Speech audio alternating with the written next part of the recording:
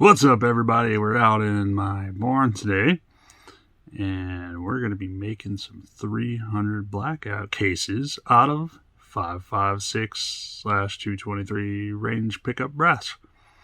Come along with me on this journey, won't you? As I've never done this before, but I bought all the parts, so we're going to try it, because 300 blackout brass is too damn expensive.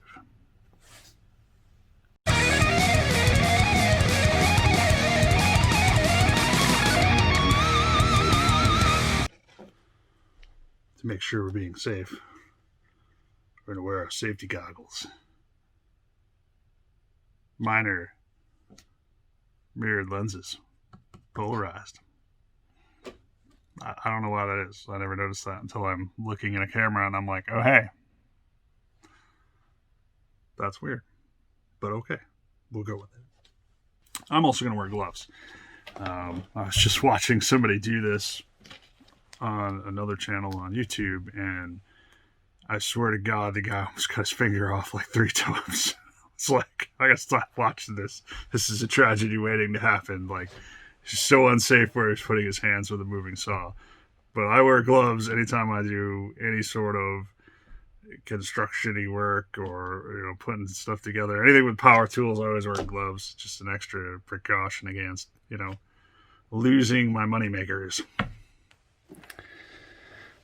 So this is a cheapy Harbor Freight Drill Master 2-inch benchtop cutoff saw. I like to call it a wacky dinger.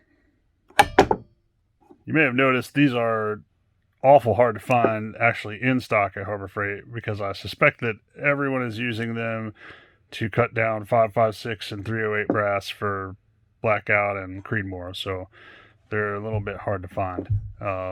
I actually had to drive 2 counties over to find this one, because I had ordered it online because my local Harbor Freight was out.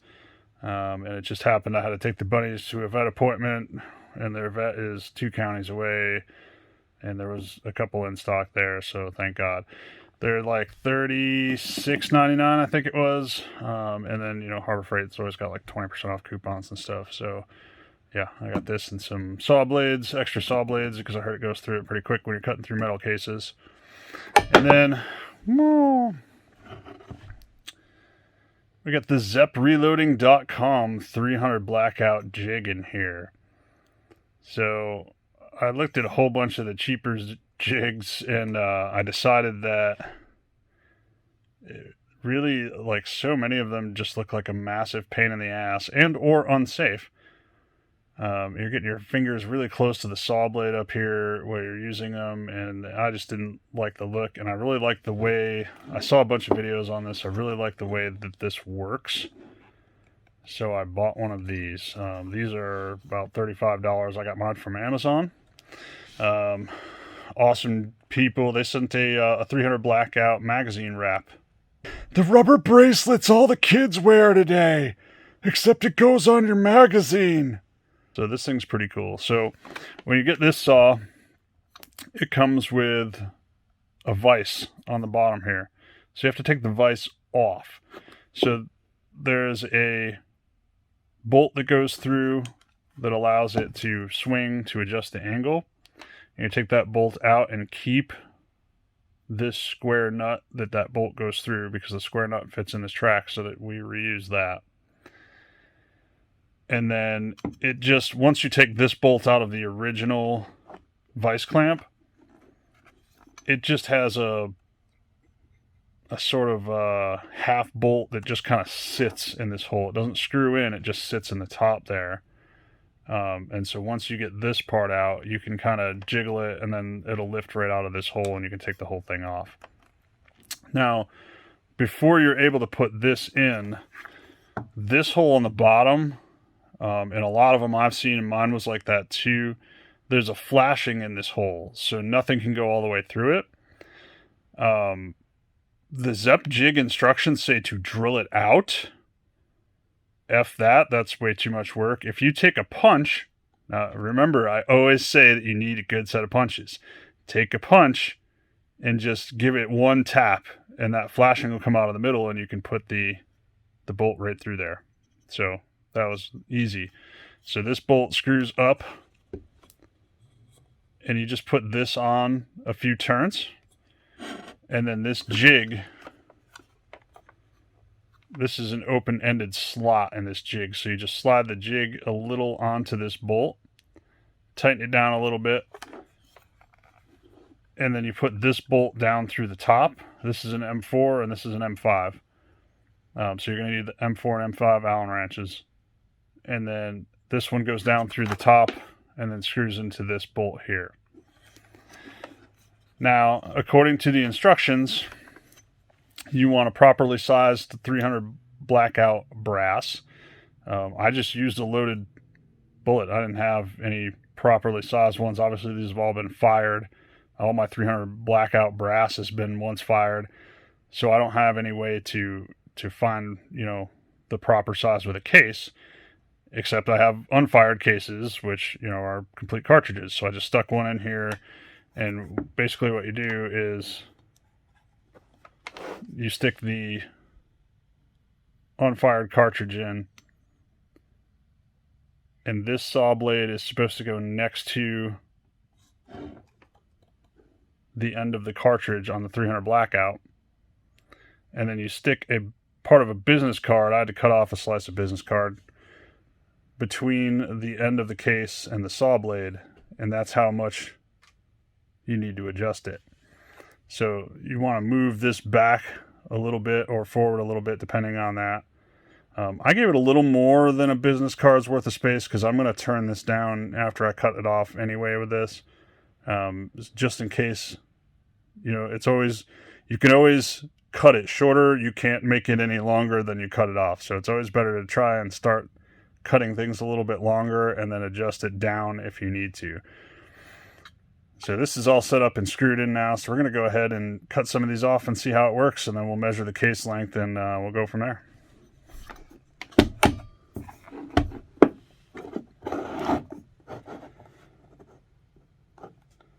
I'm going to try and do this through a camera without cutting my hands off.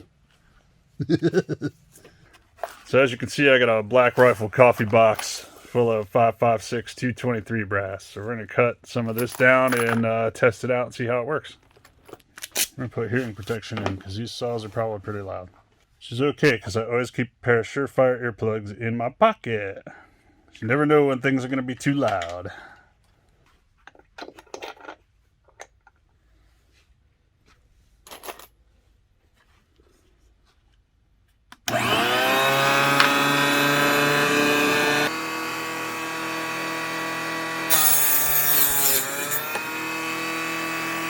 Oh man.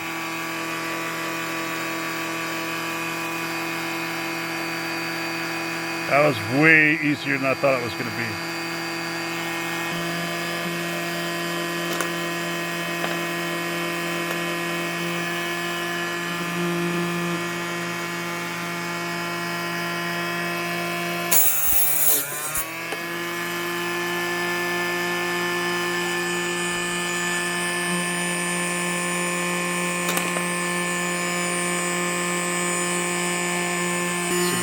Shot of this going down here for you.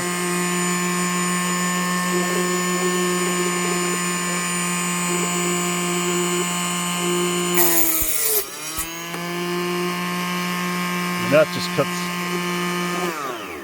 I don't know if you can hear me above the saw. That just cuts through them like butter. I mean, there's like no effort there. That's crazy. I thought it was going to be, have to put a little bit of pressure on it. I mean, it just goes through them like butter. You just, whoop, it's like you're not even touching the case. I can hear it going through the case, but it doesn't feel like you're even cutting anything. It's crazy. Let's keep going. Let's get a couple of these, and then we're going to measure them. And so you got to have 2 in there at all times. And then when you put the 3rd in, it will push the old case up into the detent there and kick out the one that you cut down. So there's a cut down. I'm not familiar with that mark. Oh, Wolf. This must be Wolf Gold. Awesome. I don't know about their neck thickness. Some cases are too thick and they need to be turned down, and I don't have a neck turner yet, so I'm going to have to sort all these after I cut them.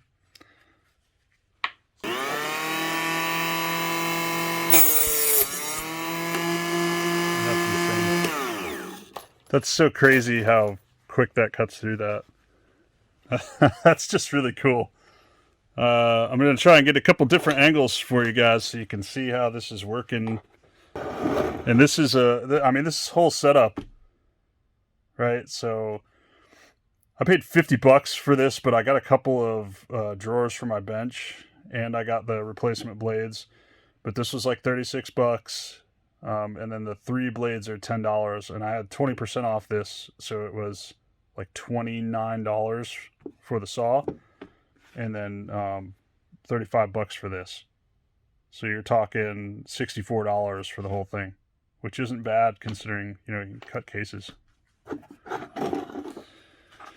Which isn't bad considering a bag of 300 Blackout brass is more expensive than the freaking universe right now. Alright, so we'll focus in here and just show you the back here. So you can see there's a case here already behind the case that we cut.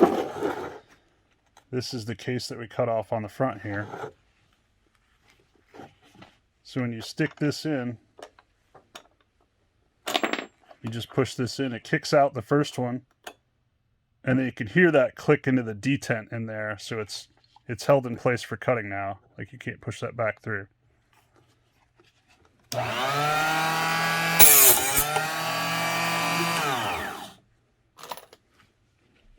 And normally you would probably keep the saw going, but I can't tell if you guys can hear me over the saw, so I'm turning it off in between cases. So I'm just going to get a couple more of these, and then I'm going to measure them for the current overall length. One of these cases looks special. So that's pretty cool, man. So we got what? 7. 7's a good number. Let's go ahead and take a measurement here. So I'm using the Hornady reloading book. It says the max case length is 1.368 inches, and the case trim length is 1.358 inches. The thing with the 300 Blackout case here is you're going to cut it down to length here, and then you're going to, well, if you have one, I don't right now, I'm going to invest in an anodizing machine shortly. I just actually sold a drum set, so I'm going to reinvest that in an anodizing machine. But just to experiment a little bit, I'm not going to anodize these first. So what the process is going to be is these will be cut down like this. I'll take a measurement. We'll size them in the 300 Blackout full-length sizing die. Take a measurement then. Then I'll trim them with the Hornady case trimmer, and then chamfer and deburr them. Right now these are 1.419. And the max length is 1.368. So we'll do 14 of these, then I'm going to resize them, and then I'm going to see where I need to go with the case trimmer from there. And if it's too much on the case trimmer after I resize it, then we'll set the 300 Blackout jig, the Zep Reloading Jig, we'll set that a little shorter. So this does come with some bolt holes on here so that you can screw it down if you wanted to, but it's a little heavy. It's heavier than it looks, but it's not that bad. And this way it's kind of portable, so I can just bring it anywhere where I'm not going to be bothering, my animals or my wife with the noise, and cut these off and then just put it away on a shelf. So I think I'm probably not going to bolt it down to anything. It seems pretty... I mean, if it took some effort to cut through this and you were in danger of moving the saw around when you were cutting, then I would definitely bolt it down. And if you're cutting something other than cases with this, I would probably bolt it down. But just cutting these cases, like I said, it just goes through. You can't even feel the case. So it's not going to move the saw. You're just doing this basically like a stapler. So we're not going to bolt that down.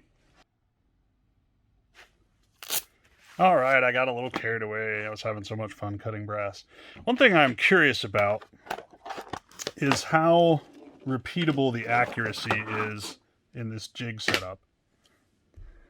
So if I'm remembering correctly, I'll have to go back. You guys are watching the video, so you probably just saw the measurement, but I think the first one was 1.419 inches. So I'm wondering how repeatable that is. Because this one is 1.414.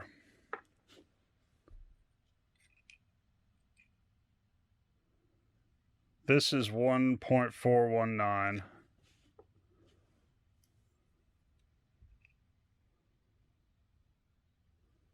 This is 1.413. Let me look at the new batch I just did here. 1.413.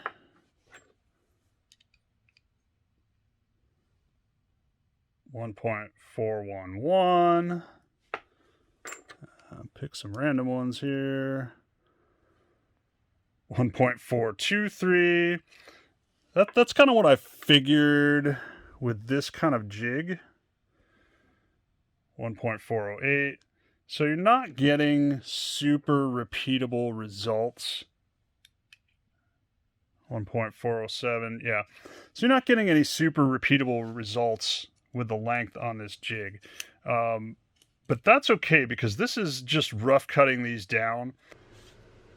All right, just a quick update here. And I don't know if this will go in the original video or not. I haven't edited it, but I did end up having to move this farther in. I did find a 300 blackout case. It's the exact length, 1.358. And then you put a piece of business card between that and the saw blade, and then fix it in position, and that's the correct length. So these should be much easier to trim now.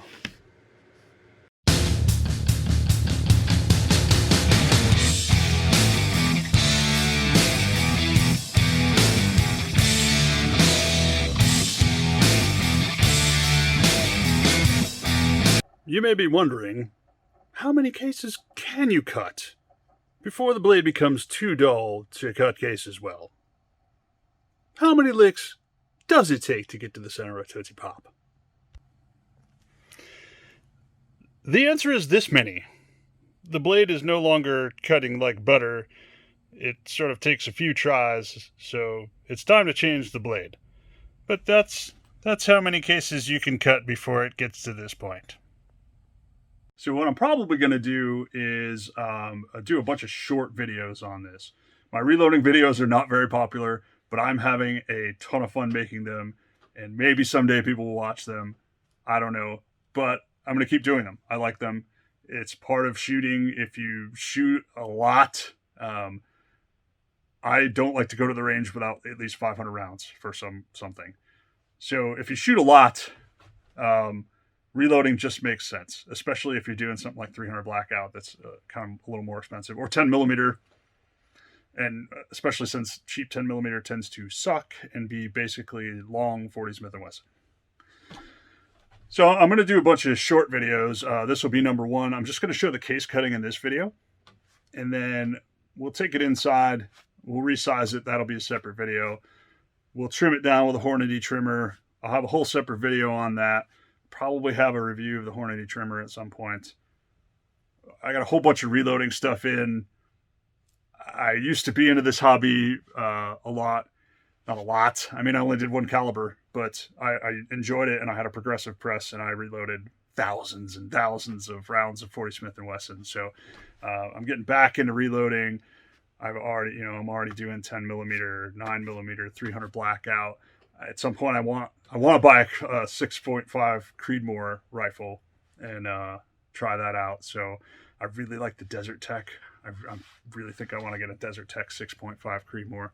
Anyway, so we're going to make these short videos, and we'll just do part of the process in each video. I'm going to try to keep them 5 to 7 minutes in length. I always say everything's going to be a short video, and then it all turns out 15 to 16 minutes in length, but these will probably be half that, and we'll just make a series. I'll have a playlist. I like making them. If you don't like watching them, you don't have to, but I appreciate the people that do. Thanks to all the subscribers. Thanks to everyone who likes my videos. I appreciate all you guys. Keep liking, keep subscribing, share with your friends. Help us become a channel that has thousands of subscribers so that we can continue to provide entertaining and somewhat sort of educational videos for the shooting community. Thanks for stopping by, folks. I appreciate you. We'll see you here next time.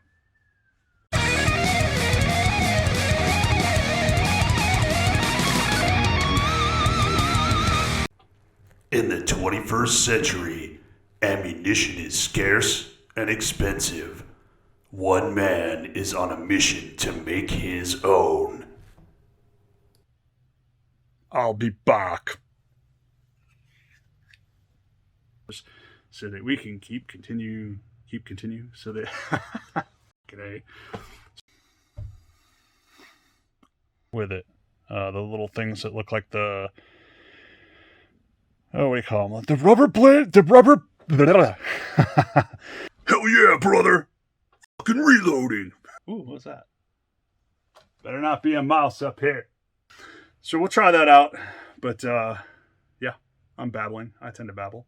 This will all be cut. You'll never see this. This is editing room bullshit.